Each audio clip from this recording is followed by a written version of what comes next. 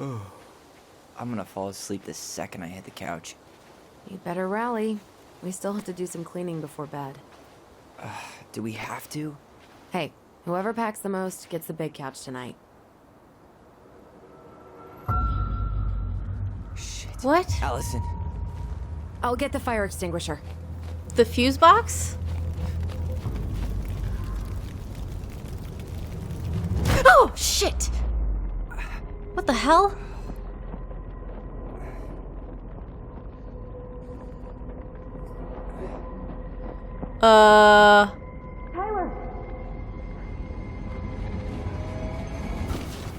Tyler, are you all right?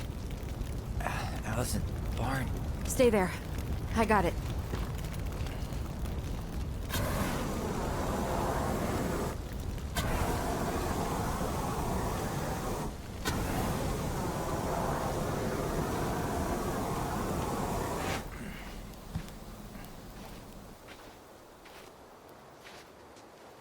What?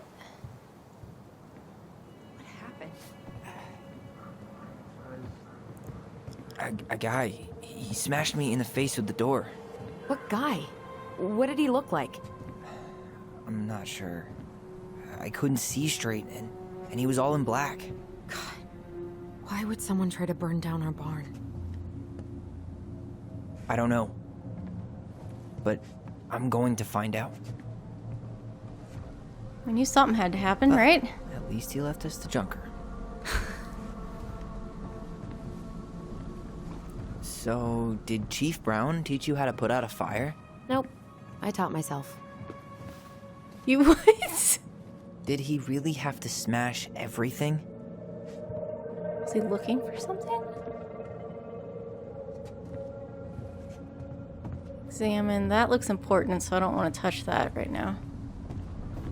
Can I go in here? Asshole even dumped the drawers. The frick? This guy went on a tear. Hold on. At least you were spared.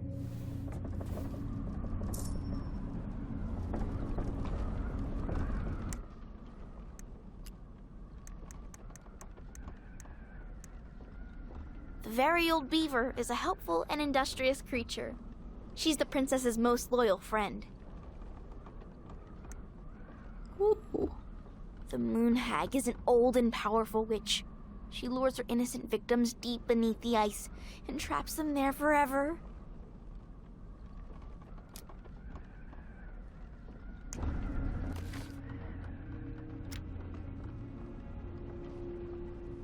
The moon hag.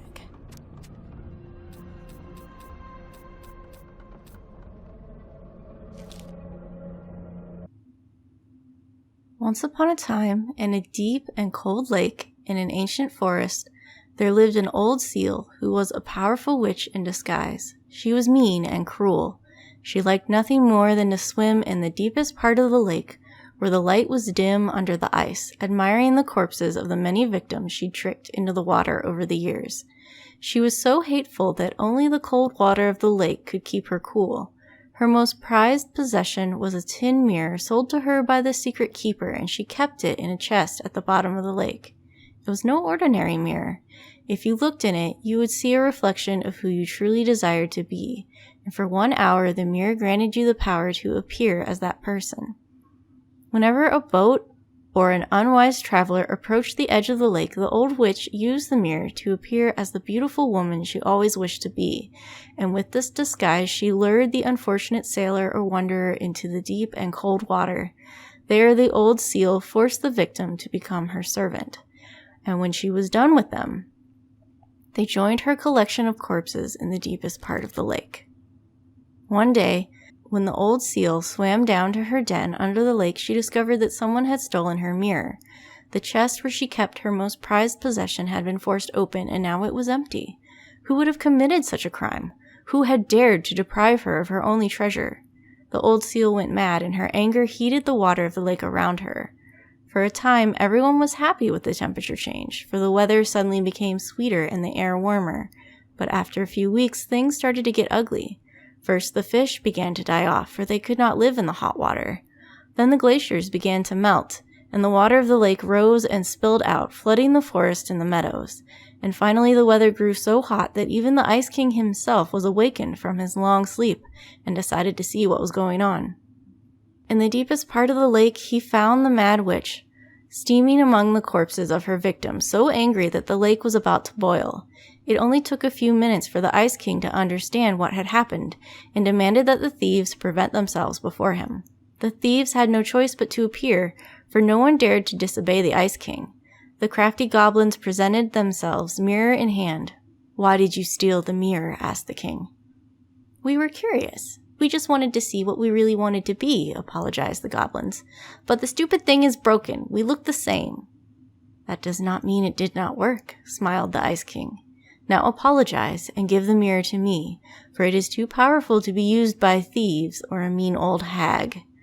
The goblins apologized and gave the mirror to the Ice King, but the old seal was still angry. "And what about me?" she asked. "I have been deprived of my treasure, and I demand compensation."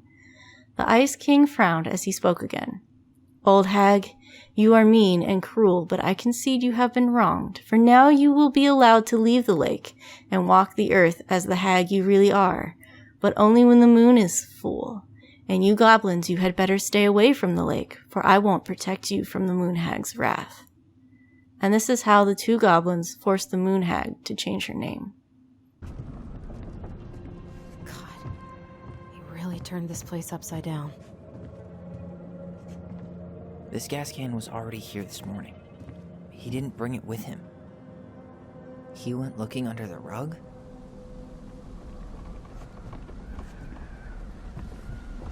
I can't get it. He went looking under the No, rug? I want the other thing. Is that a box under the barn? Yeah, what the hell? I think this is where the fire started. So he was trying to burn whatever's inside? We should check it out. I'm gonna need to remove a few more planks to get to it. Where could we possibly find a tool to do that? Or... Huh. These planks look newer than the rest. That corner used to be all dirt for chickens. She was always saying how she was gonna make this place a real homestead. Little house on the tundra. None of the valuable stuff's missing. I wonder if he was trying to burn the... That doesn't make any sense. Like... That'll work. I guess we know how he made the hole.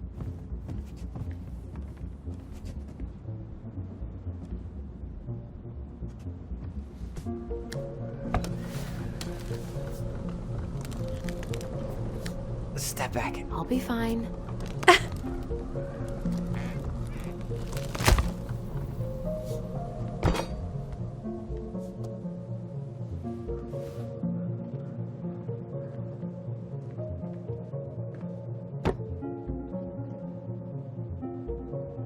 It's got an eye on it? I only know one person who'd bother to decorate a storage box like this. Marianne. Let's open it. 3 digits. Any ideas? Marianne was never really a numbers kind of person. Something in the Book of Goblins? What's that there? Some kind of carving. Not sure what it is, though. An eye? Finding anything? Just give me a sec. We wrote a shit ton of stories. Oh! There it is! The goblins earn their voice. Wait. Look. It's the same symbol. The Secret Keeper. Well, let's see if we can find any numbers. Once upon a time, in the deep and ancient forest, the crafty goblin spied on the Secret Keeper as she made her rounds, gathering up secrets that the animals of the forest had for sale. "How," said the first goblin, "does she get people's secrets? Do you suppose she peels open their heads?" "Let's find out," said the second, and so the goblins watched the Secret Keeper. They watched her until the stalwart moose came to her, head hanging low. "It was my fault. I chose the uneven trail. I can't bear to remember." The Secret Keeper nodded and gazed into stalwart moose's eyes. Though the goblin couldn't hear anything, they knew she was speaking to the moose, for the secret keeper spoke in people's minds with the gift of the voice. After a few minutes, the stalwart moose blinked. "I feel lighter," said Moose. "Did I just give you something?" The secret keeper nodded, handing him a coin. The stalwart moose nodded and plodded along down the trail.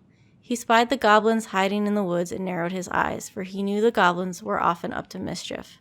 The two goblins whistled innocently, and the moose was forced to carry on because they were not doing anything obviously bad. "I need to know what the secret was," said one of the goblins. "Let's go buy it." So the goblins approached the secret keeper before she could stow away Moose's secret.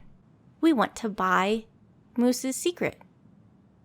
"What do you have to trade?" asked the secret keeper, her voice filling their minds. The goblins produced a silver-handled hairbrush they had stolen from the princess, and the secret keeper nodded. And that is how the goblins came to know that Moose's mate had tumbled down a cliffside to her death. The secret keeper moved on. The first of the goblins said, "I want to know more." So the goblins followed the secret keeper, hoping to find where she hid the secrets. They followed her to the peak of a nearby ridge and watched as she stowed the rest of the day's secrets high in a cloud. When she had gone, they climbed a high spruce tree that disappeared into the misty sky. They reached out and just managed to dip their hands into the clouds. Their heads were filled with memories, and they snatched their hands back out as if they had thrust them into boiling water. Tears poured down their cheeks. That was how the secret keeper found them, crying in the tree. "You stole my secrets," seethed the secret keeper. "Give them back." The crafty goblins stopped crying because they saw an opportunity. "What will you give us in exchange?" they asked. "I will give you back the silver-handled hairbrush," offered the secret keeper. "For so many secrets? Psh! You'll have to offer more than that." "What if," said the secret keeper, "I shared the gift of voice?" The crafty goblins grew excited. "That will do." So the secret keeper shared the gift of voice with the goblins, and immediately they found that they could hear one another's thoughts and feel one another's feelings. The crafty goblins gave back the secrets they had taken and ran back to the wooden house. There they found the princess preparing food. They tried to peer into her mind, but they found it was blank. They tried to speak to her using only their own minds, but she could not hear them. It seemed the secret keeper was craftier than the crafty goblins, for she had only shared enough of her power to let the goblins use the gift of voice with each other, and not with the whole of the forest. And that is how the goblins stole the gift of voice from the secret keeper, but they could only share it with each other. So Marianne did know. She did know that they had a voice, and I see the numbers in the images now. There's a 0 and a 3, and usually these things have 3 numbers. I don't see anything. Oh, maybe that's a 1 in the bottom left corner of the second page. We can try that. Hey, doesn't that carving look like the secret keeper from the Book of Goblins? That wasn't it. All right. Then maybe it was that.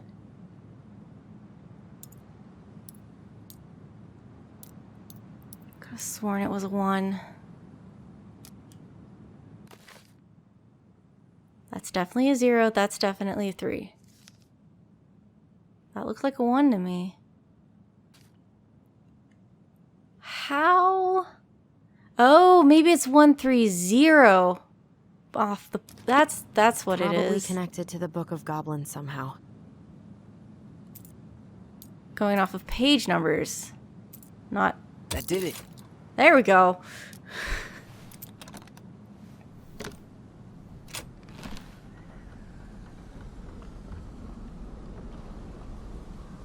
Letters?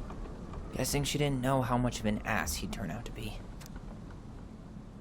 Dear Marianne, I need to see you again. I know how that sounds, and I don't want you to think I chase after all the new girls in Delos Crossing. I've always taken my vows seriously, but something changed when I met you. When we're together, I feel like I'm doing 80 down the highway with my lights off, and I never want to stop. I know it isn't right, and we both have a lot to lose, but I need to be with you again. I hope you feel the same. Heart symbol. P.S. I bought you a little something for next time. I can't wait to see how it looks on you. Fuck. That's rough. Marianne, I'm sorry you're in this situation. I know you feel you'd... This guy tried to push Marianne to get an abortion, even though she wanted to keep us. I know you feel you'd make a great mother, and I don't doubt you will someday, but right now, we have to be sure we don't ruin 3 lives. My marriage hasn't been happy for some time, but she doesn't deserve this. But mostly I'm worried about you. People here talk, and I don't want you to have to go through that. I know money has been tight, but I'll do what I can to help you do the right thing. Just let me know how much you need.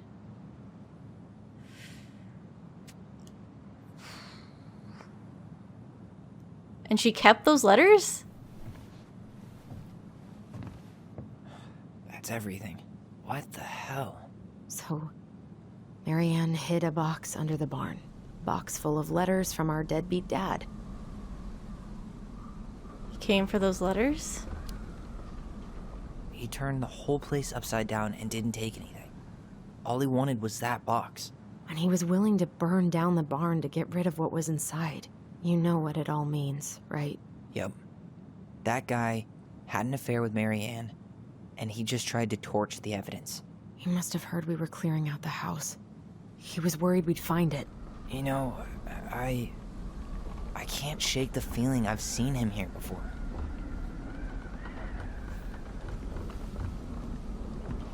How would he even know she kept the letters? And it's almost like she hid them under the barn specifically for them to find? You know, she put the symbol on it? Like, she expected they'd find it eventually?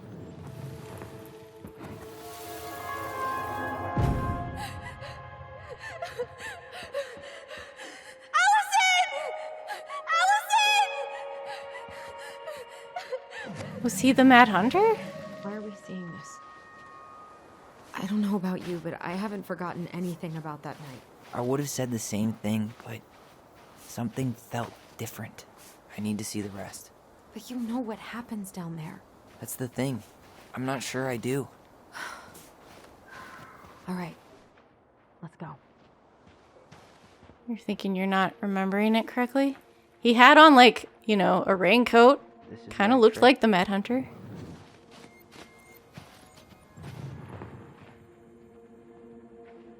I don't know where I'm going. Unless I'm going straight there. Hold on. It was vibrating up here. Did I need to go this way? Yeah, I did. Damn. He ran straight for it. No stops, no turns. He was on a mission. Oh, we're following where the hell he went? Trail ends here. It looks like he jumped into the gully. Hey, are there footsteps on the other side? Yeah, that must be where he climbed out. Well, he's long gone. You might be able to follow him.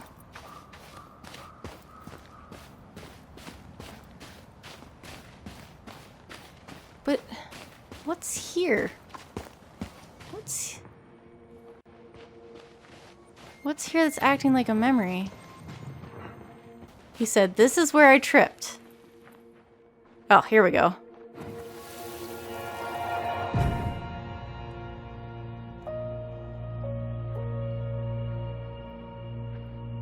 The Mad Hunter. Wait, there was someone here that night? In the woods? No. It was just... I saw... Who the hell did I actually see?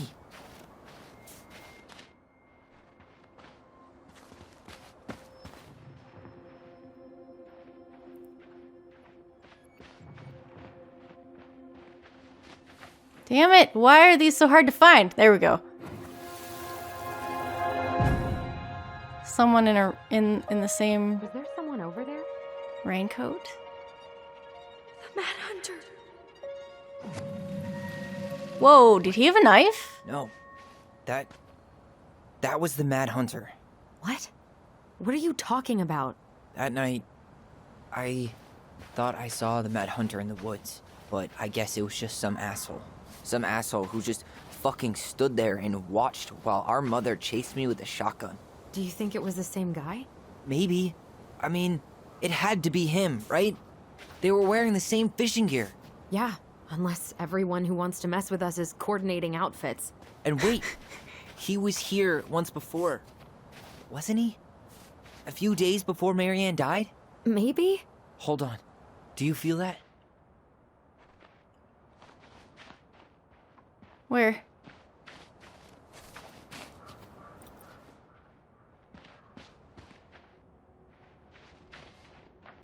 You're sure there's something to see out here? I am. I'm not sure what it is, but something was different. Okay. If you think it'll help.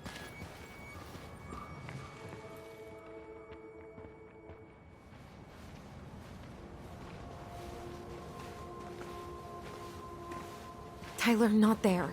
Our mother fought with someone on the dock about us. We need to know if it was the same guy. But what if it's not that memory? What if it's... I can't go through that again.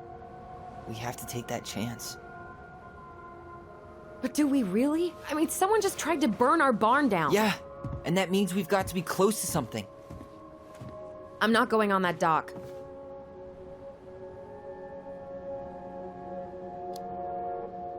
Just one more time, please. There's always just one more. Every time it seems like we're done with this, something new pops up. What if this is the only chance to figure out who our father is? Then we go on living our lives without him, just like we always have. Come on, we need to know the truth. For her. What if I don't want to know the truth, huh? Did you ever consider that? No. You just push and push and... You have to take responsibility for your part in Marianne's death. Tyler! What? How can you say that to me? I didn't. But I did, right? Earlier, to Eddie. But I swear I didn't just say that to you. So we can't even trust our own voices now? God, I don't know. Alyson. I'll do it. Let's go.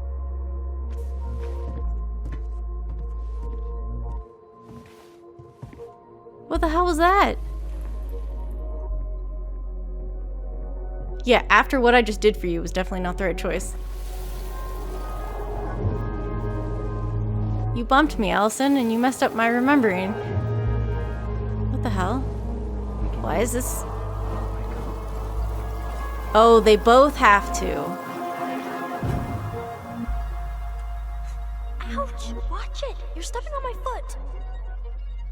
Can you hear what they're saying? Quiet! I don't want Mom to catch us out of bed.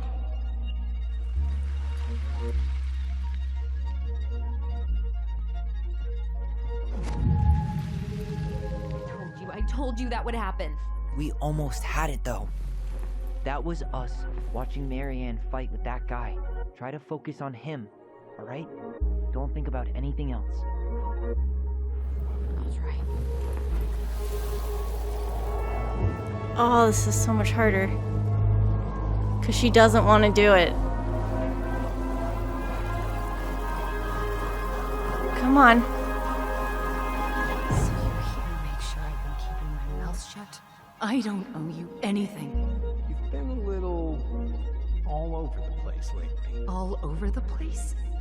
I've just been trying to survive. If you want to make sure I don't get desperate, you could help us out. Lend me some money. What happened? Why did it stop? I can't, Tyler. But we were so damn close.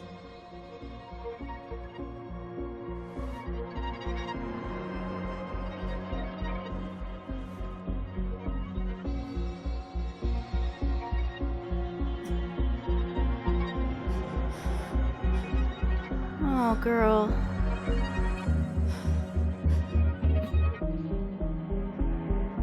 I'm sorry. But I'm done. That's it? You're just giving up, just like that. You can't do this. We owe her. Marianne is gone, Tyler. And nothing we do is gonna change that. Don't go, please. Tyler. You can't keep running from this alley, or it's only gonna get worse.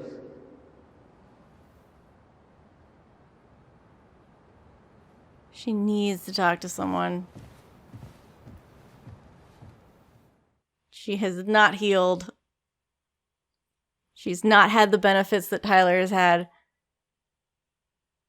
She's not had the counseling or the therapy.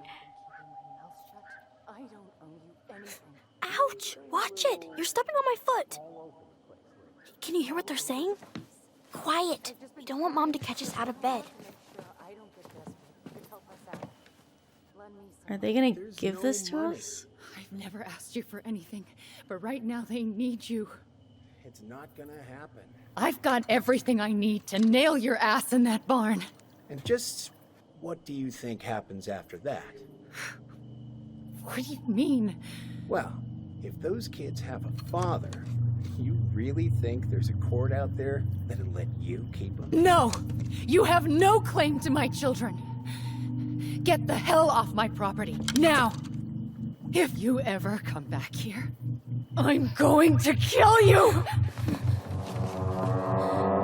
Alyson?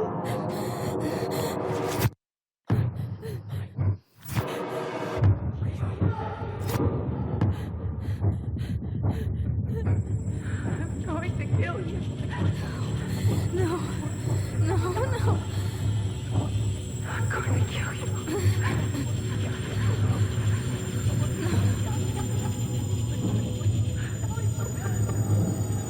I'm going to kill you.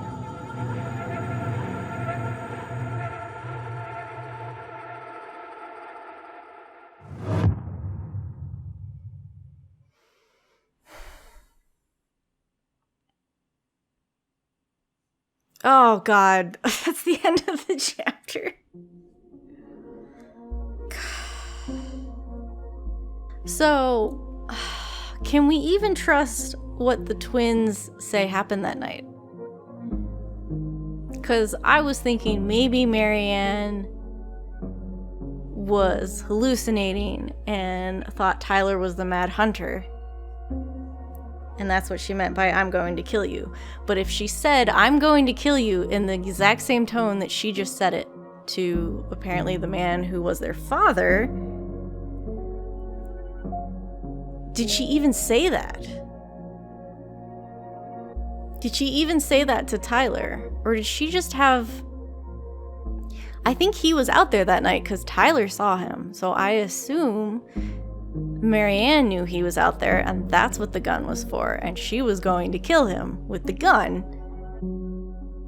I don't understand why she followed Tyler with the gun and then pointed the gun at him. But maybe she didn't. Maybe she just followed Tyler with the gun. Maybe the kids are remembering that incident completely incorrectly. Like we've shown that they remember things differently. We've seen that both Tyler and Alyson remember that moment on the dock slightly differently.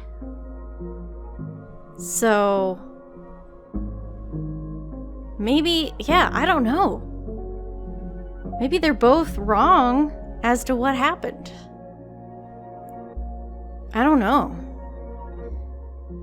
Alyson definitely needs help. She definitely needs help. She needs... Like, she killed her mom, and apparently feels like she stole her brother's life. He was punished for her crime, as she sees it. And while she's been free, as she said, she hasn't done anything with her life. So she needs therapy. She's not okay.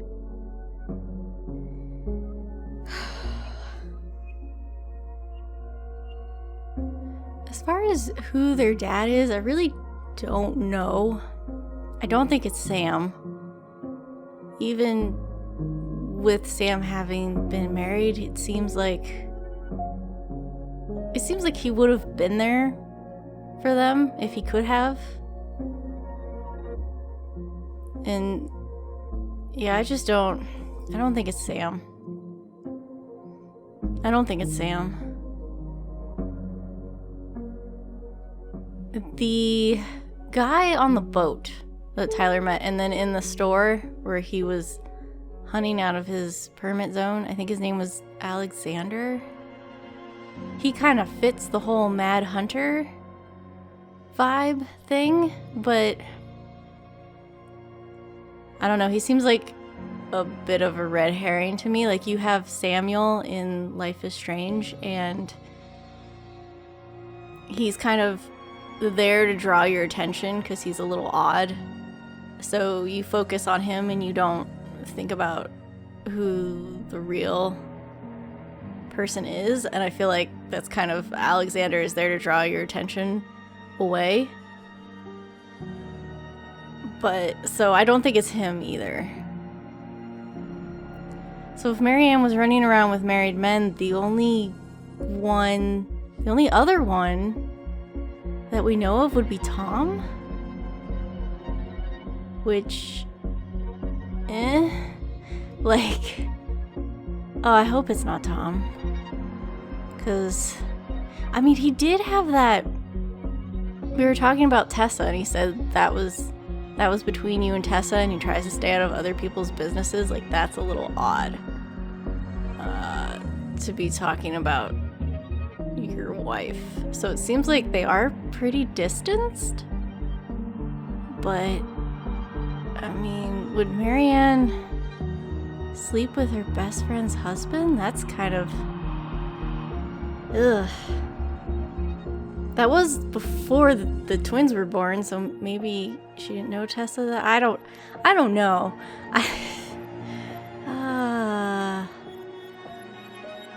Yeah, I don't know.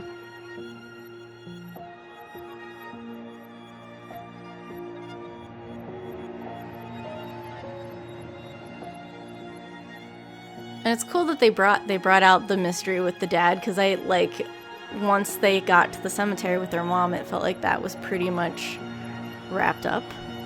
So I knew they'd have to keep the intrigue going somehow.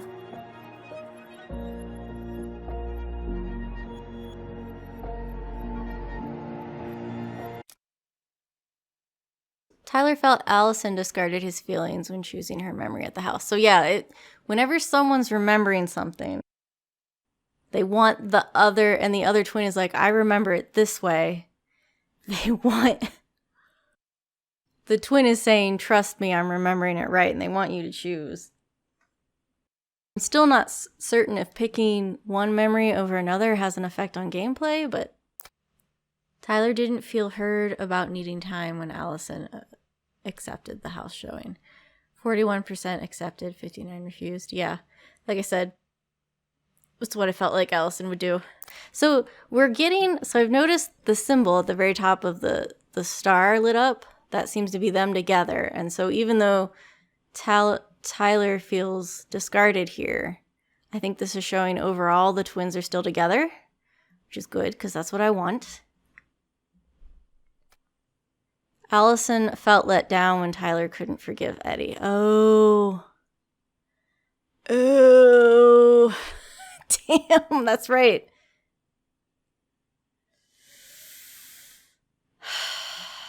I should have thought about that. I freaking forgave Tessa, but I didn't forgive Eddie. Damn. It didn't feel right. In the moment, it didn't feel right. Oh, Eddie was sorry Tyler couldn't forgive him. I'm sorry, Eddie. I just don't see Tyler accepting Eddie as a father figure. I didn't see it as Tyler rejecting Eddie, just not accepting him as a father figure. Michael was heartened by Tyler's compliment. 22% turned down Michael. I think they're super cute. But yeah, I mean, totally understanding that might not be what Tyler's looking for at the moment. Tessa felt grateful the twins kept her in their lives. 19% didn't forgive Tessa.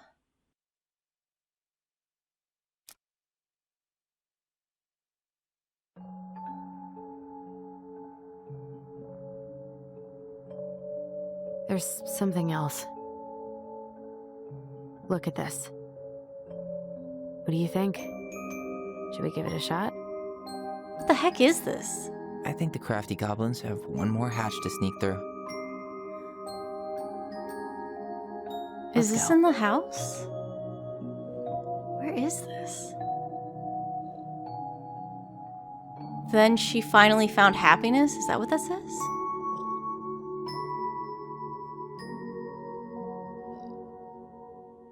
Don't bite me.